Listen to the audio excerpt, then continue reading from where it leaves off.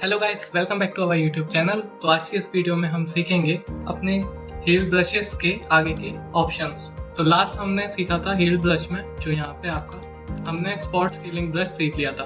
तो spots healing brush में क्या होता है कि किसी भी इमेज में से कोई भी ऑब्जेक्ट हटाना हो, स्पॉट्स हटाना हो, तो आप उससे रिमूव कर सकते हैं। अब आता है हीलिंग ब्रश टूल।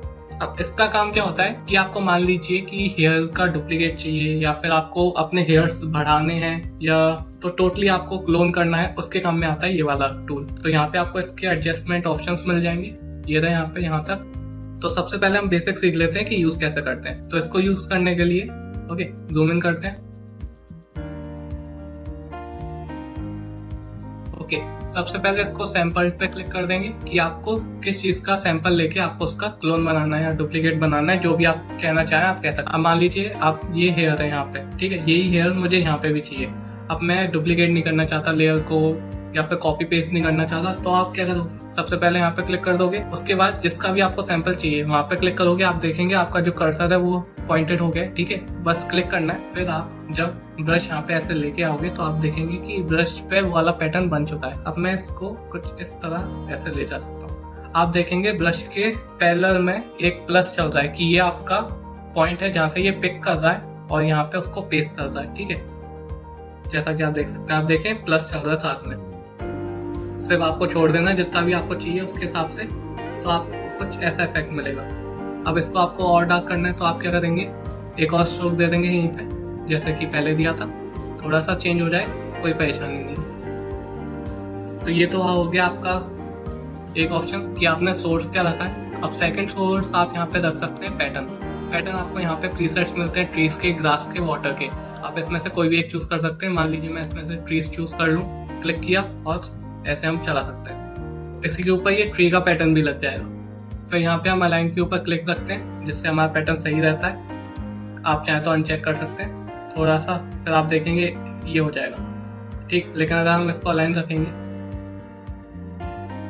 फिर नेक्स्ट ऑप्शन है यहाँ पे लेगेसी का, यूज लेगेसी। अगर आप इसको अनचेक कर देंगे तो आपके सामने यहाँ पे डिफ्यूजन का ऑप्शन ऑन हो जाता है। जैसा कि मैंने आपको पिछली वीडियोस में बताया कि डिफ्यूजन किस काम में आता है। तो आपने जो स्ट्रोक दिया उसका आपको इफेक्ट कितना चाहिए, ठीक है। तो कुछ इस तरह आप देखेंगे अब जो हमारा पैटर्न है उसका इफेक्ट कम हो गया। अभी इतना हार्ड था, अब ये हो गया लाइट। अगर इसी को मैं 7 कर दूं तो आप देखेंगे और लाइट हो गया। तो ये आपको यूज करके देखना होगा, आपको समझ में आ जाएगा। फिर यहाँ पे है सैंपल, आपको कौन सी लेयर रखनी है। करंट लेयर हमारी ये है, ठीक है, लेकिन यहाँ पे आपको और भी ऑप्शन मिलते हैं कि करंट से ब्लो वाली लेयर भी आपको सैंपल में रखनी है, कि जो इफेक्ट आप यहाँ पे दे रहे हो वो नीचे वाली लेयर पे भी ऑटोमेटिक अप्लाई हो जाए। या फिर आपको ऑल लेयर्स सैंपल में चाहिए कि आपको सारी लेयर्स पे यही इफेक्ट चाहिए, तो आप ऑल लेयर भी सिलेक्ट कर सकते हो। ये हम बहुत कम यूज करते हैं, ठीक है। करंट लेयर पे रखेंगे। अब हमारा यहाँ पे नेक्स्ट ऑप्शन है पैच टूल। तो इसका काम क्या होता है, तो जैसा कि आप यहाँ पे एक वीडियो देख सकते हैं, ये जो बन के आ रही है ये क्या करता है, ठीक है। आपने एक चीज का सिलेक्शन लिया और आप उसको दूसरी चीज से रिप्लेस कर देंगे, ठीक है। उसको देखने के लिए मैंने सेम इमेज निकाल ली, पैच टूल लिया है आपके सामने, ये रहा कर्सर। आप उससे कुछ इस तरह सिलेक्शन लेंगे, या जितना एरिया आपको हटाना है उसी का सिलेक्शन लेते हुए।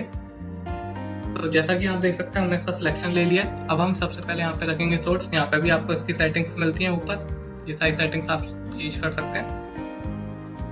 आप देखेंगे मूव का ऑप्शन आ चुका है, तो अब मैं इसको जिससे चाहूँ, जैसे चाहूँ वैसे मूव कर सकता हूँ। अब ये ऐसा इफेक्ट क्यों आ रहा है, इसके पीछे रीजन ये है कि आपका ट्रांसपेरेंट ऑप्शन ऑन है। अगर आप इसको ऑफ कर देंगे और फिर मूव करेंगे तो आपके शूज बिल्कुल गायब हो जाएंगे। कंट्रोल डी किया डी सिलेक्ट करने के लिए।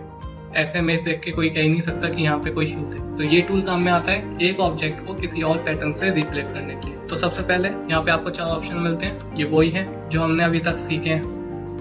सेकंड है सिलेक्शन लेने के लिए, ओके, प्लस माइनस डिवाइड, वही वाले ऑप्शन है जो हम ब्रश टूल में यूज करते हैं। इससे हम माइनस कर सकते हैं, कोई एरिया एक्स्ट्रा ले लिया हो, ठीक है, इससे इंटरसेक्ट कर लेंगे।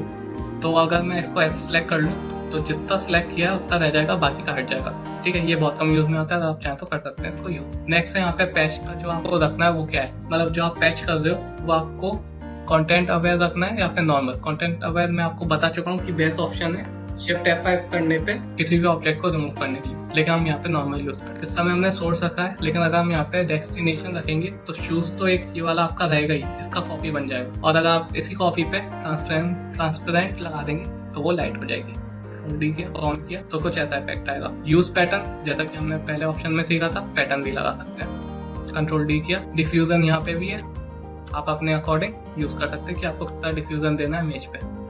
वापस इमेज पे आ गया, कंट्रोल 0 किया इमेज को जूम आउट करने के लिए। तो यहाँ पे अब हमारा नेक्स्ट ऑप्शन आता है कंटेंट अवेयर मूव टूल। अब मान लीजिए मुझे ये एरिया यहाँ से हटाना है, ठीक है, ये देखना ही नहीं चाहिए, इतना हट जाए, तो आप क्या करेंगे, उसका रैंडमली ऐसे सिलेक्शन लेंगे जैसा आप करना चाहें और इसको मूव कर देंगे और यहाँ पे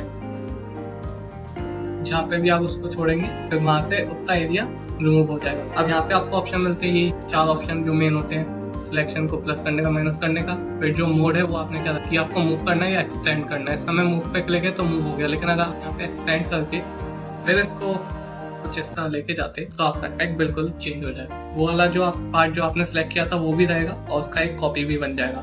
फिर आप यहाँ पे उसका स्ट्रक्चर दे सकते हैं। समय 4 है, आप बढ़ा देंगे तो स्ट्रक्चर और अच्छे तरीके से बनेगा।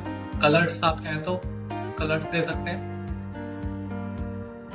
बिल्कुल सेम बन गया जैसे हमने इसका स्ट्रक्चर और कलर बढ़ा दिए। तो यहाँ पे नेक्स्ट ऑप्शन है ट्रांसफॉर्म ऑन ड्रॉप। अगर आप इसको क्लिक कर देंगे और फिर इसको ट्रांसफर करेंगे तो आपसे ये पूछेगा कि आप ट्रांसफॉर्म करना चाहते हैं कि नहीं, मतलब इसको थोड़ा और बड़ा करना चाहते हैं या फिर छोटा करना चाहते हैं। तो ट्रांसफॉर्म का ऑप्शन आपके लिए ओपन हो जाएगा और आप चाहें तो इसको ओके कर सकते हैं। जैसे आप ड्रॉप करेंगे वहीं पे आप इसको ट्रांसफॉर्म कर सकते हैं, आपका ट्रांसफॉर्म टूल ऑन हो जाएगा। तो अगला ऑप्शन आता है हमारे सामने रेड आई टूल। तो जैसे आप इसके ऊपर क्लिक करेंगे, इसके लिए आपके पास एक हाई क्वालिटी आई की पिक्चर होनी चाहिए क्योंकि आई इसके ऊपर ही वर्क करता है। और अगर मैं इसका ऐसे सिलेक्शन ले लूँ, इसमें ज़्यादा ऑप्शन नहीं है, सिंपल। यहाँ पे ना ऑल्ट वर्क करता है, ना कंट्रोल, ना शिफ्ट, कुछ नहीं। सिर्फ एक आई का सिलेक्शन लेंगे तो आपकी आई को ये थोड़ा डार्क कर देगा, बस इतना काम होता है। आप देखेंगे यहाँ पे एक छोटा सा स्पॉट इसने बढ़ा दिया, रेड आई टूल नाम है, लेकिन ये आइस को डार्क करने का काम करता है। नॉर्मल टूल है, अगर आप चाहें तो यूज़ करके देख सकते हैं। वैसे अच्छी क्वालिटी की पिक्चर होगी तो ये आप यूज़ कर पाएंगे, नहीं तो इसका कोई मतलब नहीं है। तो हमने यहाँ पे हील से रिलेटेड हमने सारे ऑप्शन सीख लिए हैं। उम्मीद है आपको इससे कुछ सीखने को मिलेगा। अगर आपको कुछ भी नया सीखने को मिला हो तो प्लीज़ वीडियो को like. Thank you for watching.